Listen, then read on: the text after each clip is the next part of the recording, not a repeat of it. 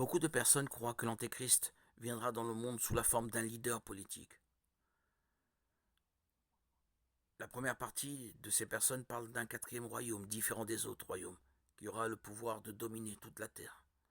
Cela pourrait être interprété comme un gouvernement mondial très puissant dirigé par l'Antéchrist, un homme qui se démarquerait des autres par son charisme, sa compétence politique et sa capacité de persuasion. La deuxième catégorie de personnes parle de dévorer toute la terre. Cette image pourrait symboliser la domination du leader sur plusieurs nations et gouvernements probablement obtenus par des conquêtes militaires, des manœuvres politiques ou d'autres formes de répression. Une autre catégorie de personnes pense que l'Antéchrist parlera contre le Très-Haut. Cela peut être interprété comme une tentative de ce leader de détourner l'adoration et la loyauté des gens envers Dieu pour lui-même et son gouvernement. Enfin, la dernière partie de personnes considère que l'oppression des saints de Dieu et la tentative de changer les temps et la loi serait une continuation de ce que veut faire l'Antéchrist sur ceux qui ne se plieront pas à la direction de l'Antéchrist en s'alignant sur ses valeurs et principes. Ils seront alors persécutés et tués. Et avec le temps, tout comme dans la première théorie, plusieurs hommes politiques mondialement connus ont été désignés comme des antéchrists potentiels tels que Néron, Napoléon, John Kennedy, Mikhail Gorbatchev, Ronald Reagan et plus récemment les noms de Barack Obama, Donald Trump, Joe Biden, Vladimir Poutine et le roi Charles II ont émergé. Si nous examinons les Écritures, nous verrons que l'Antéchrist aura toutes les caractéristiques mentionnées par cette théorie. Cependant, il n'y a aucune ligne dans la Bible qui affirme ou garantit que l'Antéchrist sera un leader politique utilisant son influence pour dominer le monde.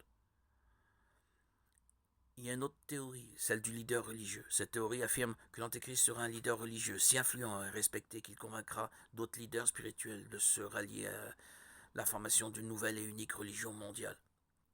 Et pour gagner la confiance de tous, il utilisera des miracles et d'autres signes. Selon la théorie, cet homme serait présenté au monde comme étant si spiritualisé qu'il pourrait sembler avoir été envoyé par Dieu lui-même. Cependant, cette apparence trompera tout le monde, car il ne sera qu'un imposteur. Et cette idée a tout son sens lorsque nous la comparons avec le passage de 2 Thessaloniciens chapitre 2, versets 3 et 4, où se trouve la prophétie suivante. Que personne ne vous séduise d'aucune manière, car il faut que l'apostasie soit arrivée auparavant, et qu'on ait vu paraître l'homme du péché, le fils de la perdition, l'adversaire qui s'élève au-dessus de tout ce qu'on appelle Dieu, ou de ce qu'on adore, jusqu'à s'asseoir dans le temple de Dieu, se proclamant lui-même Dieu. Ce texte fait partie de la deuxième lettre que l'apôtre Paul a écrite aux membres de l'église de Thessalonique, où il parlait du tour de Jésus et du jour du Seigneur.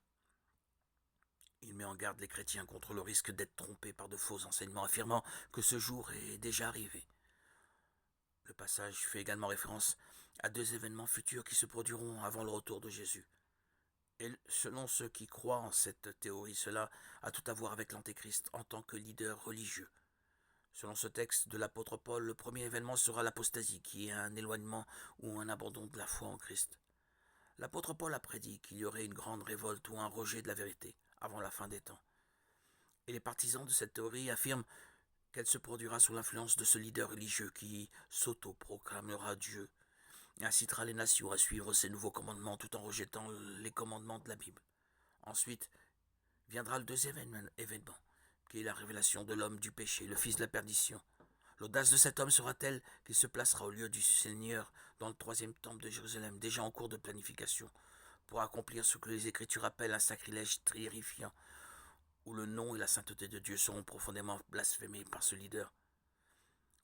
Selon ce chapitre de l'Apocalypse, la première bête serait un leader politique et religieux qui recevrait une blessure mortelle et serait guéri, amenant les gens à l'adorer. La deuxième bête serait un faux prophète qui ferait des signes et des prodiges au nom de la première bête et ordonnerait la création d'une image à son effigie, à vénérer.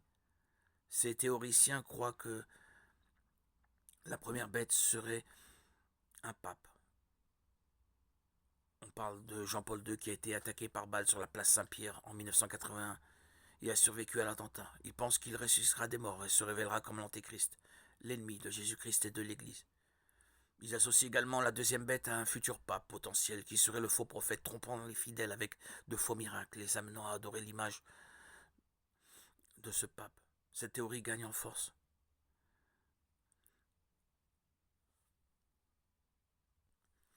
Cependant, cette théorie sur le pape ne tient pas, car la Bible nous assure dans Hébreux chapitre 9 que les hommes sont destinés à mourir une seule fois, puis vient le jugement. Et l'ancien leader de l'Église catholique, qui est considéré comme un saint, ne pourrait pas être l'Antéchrist, car le Seigneur ne permet pas à une personne de revenir à la vie, à moins que cela ne soit selon sa volonté, comme cela s'est passé avec Lazare et Jésus lui-même.